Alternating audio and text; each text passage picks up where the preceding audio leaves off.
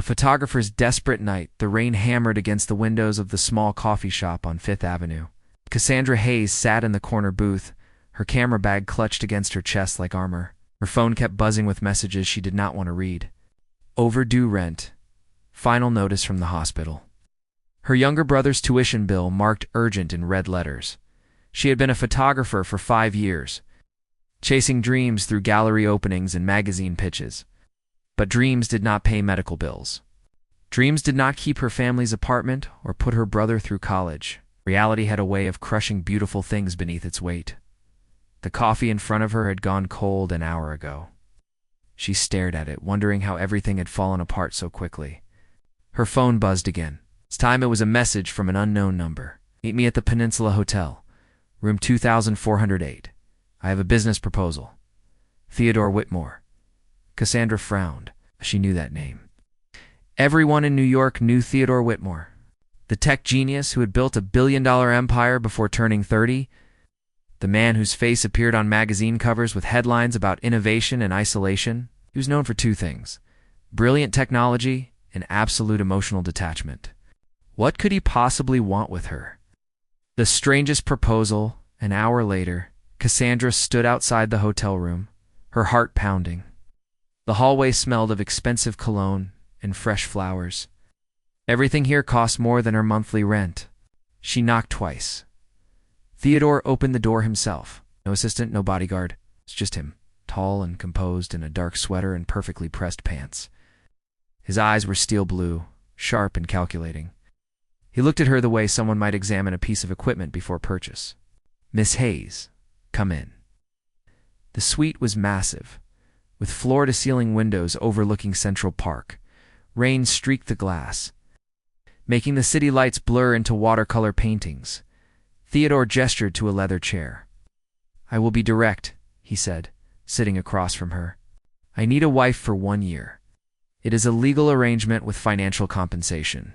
You would live in my residence, attend public events as my spouse, and maintain the appearance of a genuine marriage.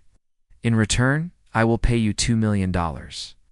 Half now, half when the year ends." Cassandra felt like the air had been sucked from the room. "Excuse me?" "My father's will requires me to be married to maintain full control of my company.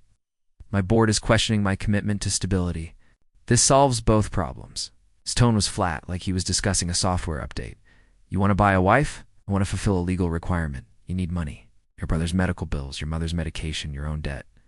I had my team research your situation. This arrangement benefits us both." The casualness of his invasion into her privacy should have made her angry. Instead, she felt exposed, like he had peeled back her skin and counted every desperate bone. "You investigated me. I research all potential business partners. I am not a business partner. I am a person." For the first time, something flickered in his expression. Not warmth exactly, but acknowledgement. "You are right. I apologize for the method. But the offer stands. 1 year. $2 million. Contract that protects both of us." Cassandra stood up, her hands shaking. "This is insane. People do not just marry strangers for money. People do many things for money, Miss Hayes. The question is whether you can afford to say no." The weight of desperation, she walked out without answering.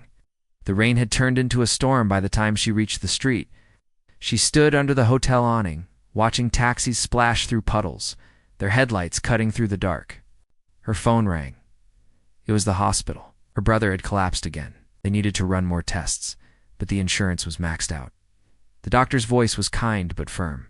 Without treatment soon, they were looking at serious complications. Cassandra closed her eyes. Behind her eyelids, she saw her brother's face the way it used to be, full of light and laughter. Before the illness, before everything became about survival, she turned around and went back upstairs. Theodore opened the door before she could knock, as if he had been waiting. "I will do it," she said quietly. "But I have conditions." He nodded once. "Of course." Moving into a gilded cage 3 days later, a black car picked her up from her apartment. She brought 2 suitcases and her camera. Ow. Everything else stayed behind. Relics of a life that already felt like a distant memory. Theodore's penthouse occupied the top 3 floors of a building in Tribeca. The entrance had a private elevator that opened directly into a space that looked like it belonged in an architecture magazine. White walls, modern art, furniture that probably cost more than most cars. Every surface gleamed with cold perfection. A woman in a gray suit greeted her. "I am Patricia, the house manager. Mr. Whitmore asked me to show you to your quarters." "My quarters. Not our room." Cassandra followed Patricia through hallways that echoed with emptiness. Her room was beautiful, with a king bed, a balcony overlooking the Hudson River, and a bathroom made entirely of marble. But it was separate from Theodore's room, down a different hallway, like they were neighbors instead of newlyweds. "Whitmore keeps regular hours," Patricia explained. "He's usually gone by 7 in the morning and returns around 8 in the evening. Meals are prepared by the chef, but if you prefer to cook yourself, the kitchen is fully available. If you need anything, just call the house phone." It sounded more like checking into a luxury hotel than moving in with a husband. The first evening dinner was served at 8:30. Cassandra sat at one end of a dining table long enough to seat 12 people. Theodore sat at the other end, an ocean of polished wood between them. "How was your first day?" he asked, cutting into his salmon with surgical precision. "Strange," she admitted. "Everything's very quiet here. I prefer quiet. It allows for clear thinking." "Do you ever get lonely?" He paused, fork halfway to his mouth.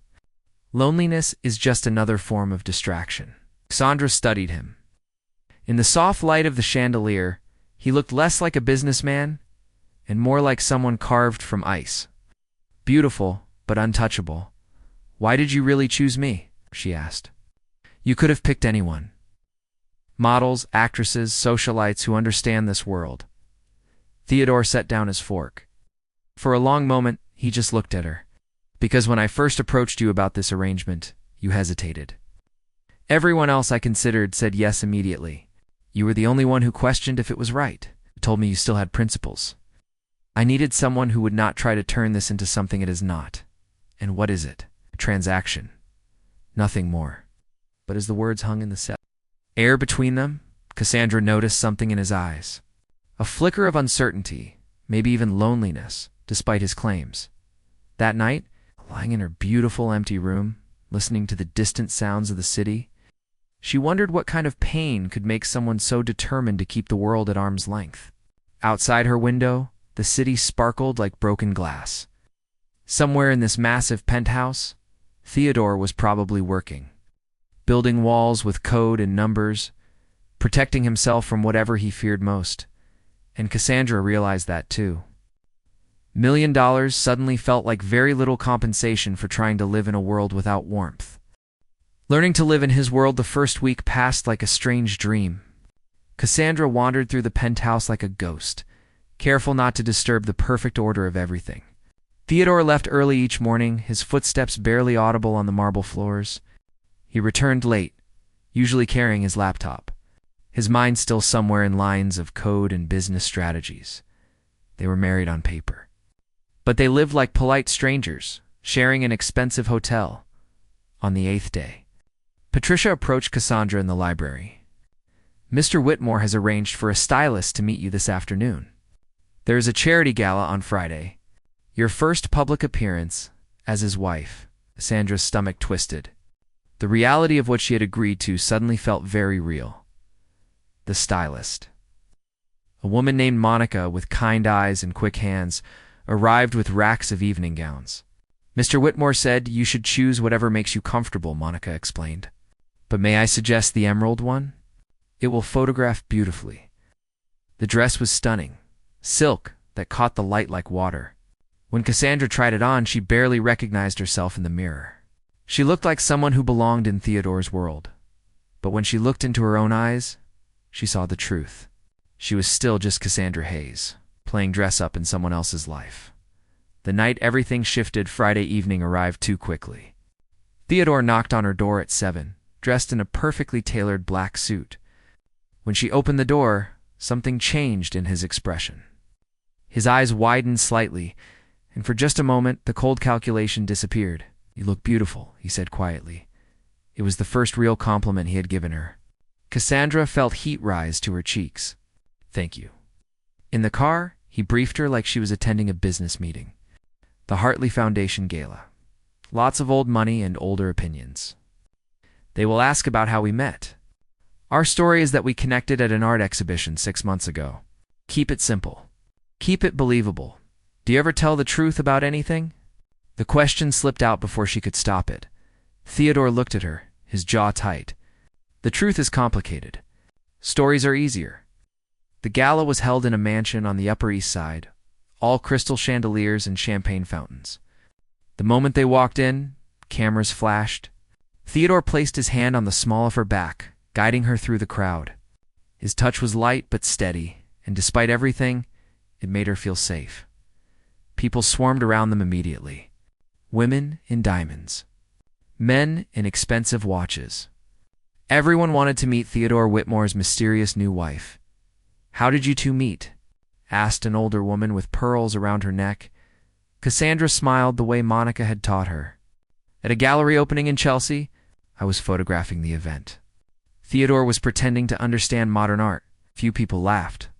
Theodore's hand tightened slightly on her back, but when she glanced up at him, she saw the corner of his mouth lift. Almost a smile. "She caught me staring at a painting for 10 minutes, Theodore added smoothly. "I was actually checking my phone's reflection in the glass. She called me out on it. It was not their real story, but the way he told it made it feel true. Like they had actually met by accident, actually fallen into something real. Cracks in the ice. The night went smoothly until dinner. They were seated at a table with other tech executives and their spouses. The conversation turned to Theodore's parents, and Cassandra felt him stiffen beside her. "Your father would be proud," someone said. "Building the company into what it is today," Theodore's voice went flat. "My father built the company on ruthless decisions. I simply continued his methods. Still, losing him so young must have been difficult. It was business." He understood that. Theodore reached for his wine glass. Cassandra noticed his hand trembling slightly. Without thinking, she placed her hand over his. His eyes snapped to hers, surprised, maybe even vulnerable. She squeezed gently, a silent message. "You are not alone right now." He did not pull away. After dinner, they stepped out onto the mansion's terrace. The night air was cool, carrying the scent of roses from the garden below. Theodore stood at the railing, his shoulders tense. "You did not have to do that," he said quietly. "Do what?" "Pretend to care. That was not part of the contract." Cassandra moved beside him. "Maybe I was not pretending." He turned to face her, his expression unreadable. "Do not make this complicated, Cassandra. We have an arrangement. When the year ends, you go back to your life. I go back to mine. Getting attached only makes the ending harder. Is that what happened before?" The question hung between them like smoke. Theodore's jaw clenched. "My wife died 3 years ago. Cancer. We had 6 months from diagnosis to the end.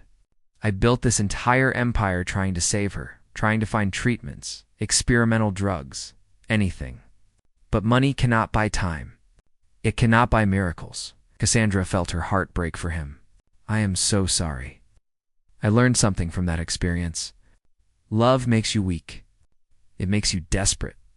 After she died, I promised myself I would never let anyone matter that much again. This arrangement with you is perfect because it has boundaries, rules, an expiration date. You cannot live your whole life behind walls.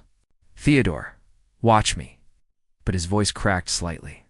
Betraying the pain underneath, the morning after something shifted between them after that night. Theodore started coming home earlier. He would find Cassandra in the library or on the balcony with her camera.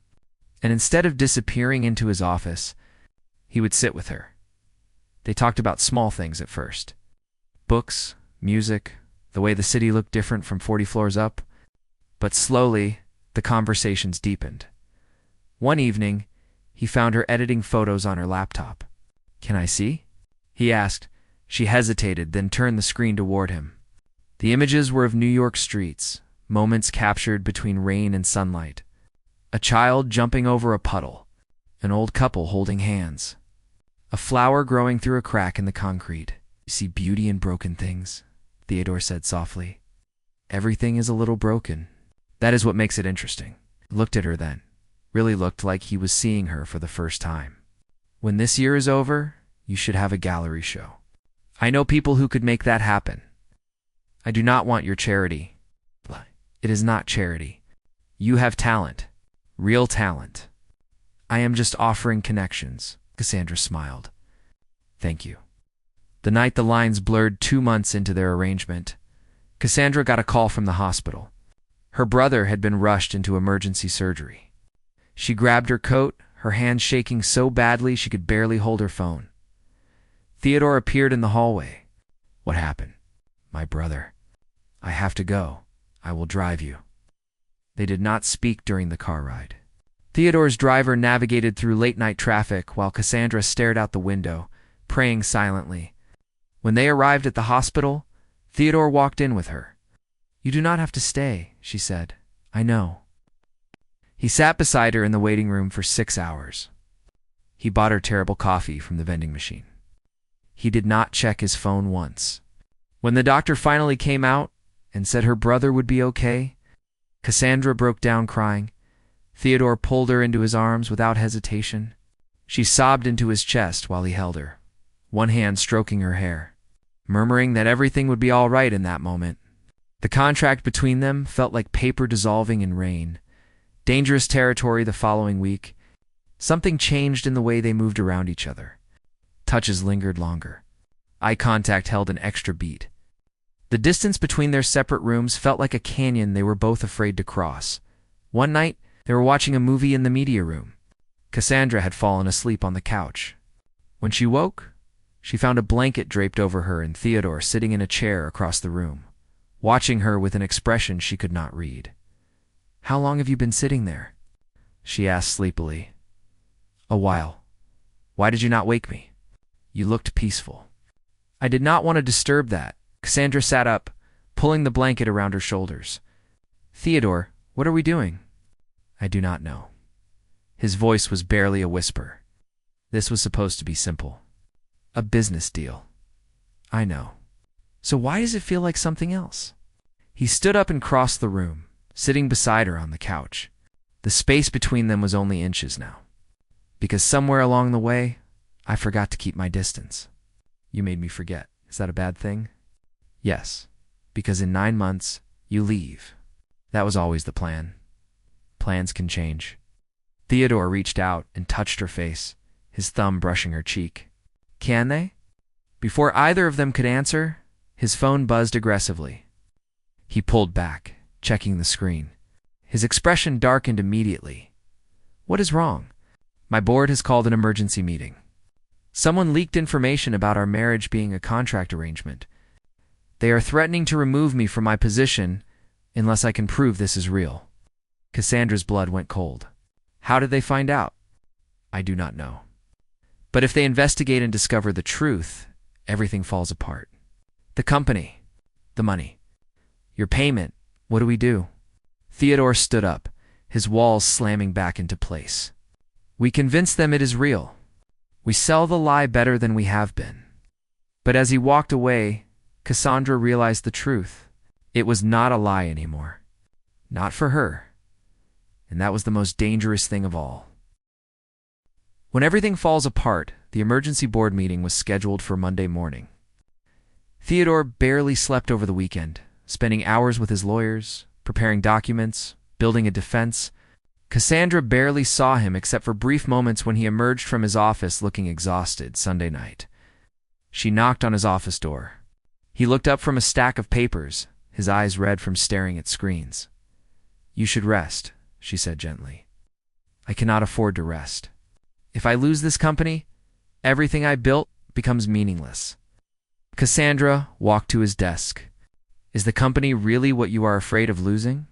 His eyes met hers, and for a moment she saw past all his defenses. I do not know anymore. Theodore, what if we just told them the truth? The truth destroys everything. Or maybe the truth is the only thing that can save us. You do not understand how these people think. To them, I used legal manipulation to maintain control. They will paint me as dishonest, unfit to lead. Everything my father built will be torn apart. Your father built a company on ruthless decisions. Maybe it is time to build something different. Something honest. Theodore stood up, anger flashing across his face. Easy for you to say. You get your money either way. I am the one who loses everything. The words cut deeper than any blade. Cassandra stepped back as if physically struck. You think this is still about money for me? Is it not? That was the whole point. It was in the beginning, but things changed, Theodore. Or at least they did for me. Nothing has changed. This is still a contract. Still an arrangement with an end date. Cassandra felt tears burning behind her eyes, but she refused to let them fall. Then I guess I misunderstood what was happening between us. There is nothing happening between us. There cannot be. Why? Because you are too afraid to let someone in? Because your wife died and you decided the solution was to never feel anything again? His face went pale. Do not bring her into this. She is already in this. She is in every wall you've built, every rule you've made, every reason you have for keeping people away. But here's the truth, Theodore. She would not want you to live like this. Alone, closed off, afraid. You did not know her. You are right. I did not. But I know you. And I know that somewhere underneath all this ice, there is a person who wants to be loved, who deserves to be loved. For a moment, Theodore just stared at her. His chest rose and fell with heavy breaths. Then his expression hardened again. Love is not part of our deal. Maybe our deal was wrong from the start. The breaking point Monday morning came too fast. Cassandra woke to find Theodore already gone. A note sat on the kitchen counter in his precise handwriting. The meeting is at 10. Patricia will bring you at 9:30. We're something conservative. We need to appear united. No signature. No warmth. Just instructions. Cassandra crumpled the note in her hand. She arrived at Whitmore Technologies headquarters at 9:30 sharp, wearing a navy dress and her camera bag slung over her shoulder. The building was all glass and steel.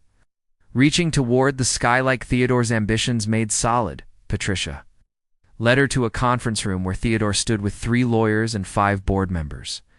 Everyone looked grim. Mrs. Whitmore said, an older man with silver hair. I am Douglas Bennett, head of the board. We have some questions about your marriage. Cassandra sat down, her heart pounding. Theodore would not look at her. For the next hour they asked everything. How they met. When they fell in love. Why there were no engagement photos. Why none of Theodore's friends had attended the small courthouse wedding. Every question felt like a trap. Cassandra answered carefully, sticking to their story. But she could feel the board members' skepticism growing with each response. Finally, Douglas leaned forward.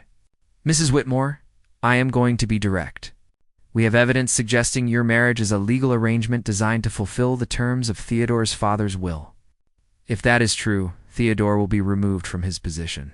So I am asking you directly. Is this marriage real? The room went silent. Theodore's jaw clenched. His lawyers looked ready to object. Cassandra looked at Theodore, really looked at him. She saw the fear in his eyes. The desperation. The walls he had spent 3 years building, and she realized something. Those walls were not protecting him. They were suffocating him. She took a deep breath. No, it is not real. Not in the way you mean. Theodore's head snapped toward her, his eyes wide with shock. Cassandra. We married because Theodore needed to fulfill his father's will. I needed money for my family. It was a contract. A business arrangement.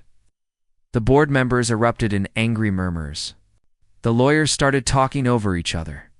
Theodore stood frozen, his face completely white, but Cassandra was not finished. That is how it started, she said loudly, cutting through the noise.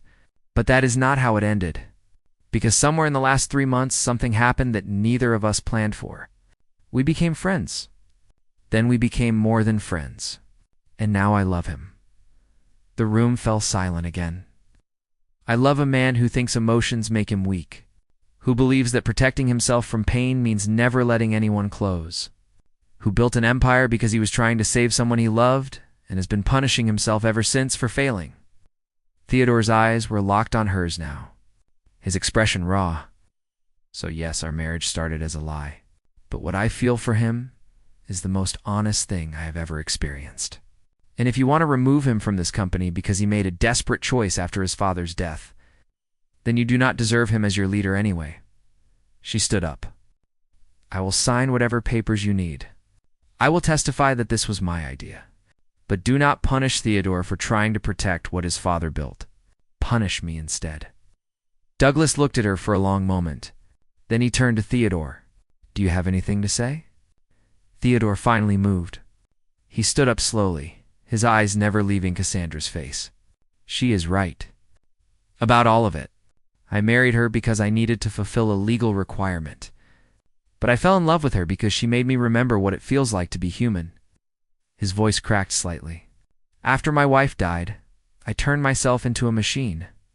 I thought if I just focused on work, on logic, on control, I could avoid ever hurting like that again. But Cassandra walked into my perfectly ordered life and reminded me that some things cannot be controlled. Some things are worth the risk. He turned to the board. You want to remove me? Fine. But I am not sorry for what I did. I am only sorry that I was too afraid to be honest about it sooner. The aftermath, the board spent 2 hours deliberating. Theodore and Cassandra waited in his office, sitting on opposite sides of his desk. The silence was heavy, but different than before. Honest. You did not have to do that, Theodore said finally. Yes, I did. You might not get your money now. The contract is void if I am removed. Awkward. Cassandra smiled sadly. I stopped caring about the money weeks ago. Why? Because I realized some things are worth more than security. Like truth. Like love. Like the look on your face when you finally let yourself feel something real. Theodore stood up and walked around the desk. He knelt in front of her chair, taking her hands in his. I am so sorry. For what I said, for pushing you away, for being too afraid to admit what was happening. You were protecting yourself. I understand that. But I hurt you in the process. And that is unforgivable. Theodore. Oh. She cupped his face in her hands. You are forgiven. He leaned into her touch, his eyes closing. I do not deserve you. That is not your choice to make. Before he could respond, there was a knock on the door. Douglas entered, his expression neutral. We have reached a decision, he said. The board has voted to keep you on as head of the company, but with conditions. Theodore stood up. What conditions? Full transparency. No more secrets. And you need to prove that your marriage is real. Not through paperwork or public appearances, but through time. We want to see evidence over the next year that this relationship is genuine. Cassandra held her breath. Theodore looked at her, then back at Douglas. And if we cannot provide that evidence, then you step down voluntarily. Douglas paused. But between you and me, Theodore, what I saw in this room today was more real than most marriages I know. Stop fighting it. After Douglas left, Theodore turned to Cassandra. 1 more year. A real year this time. Would you stay? Only if you promise something. Anything. No more walls.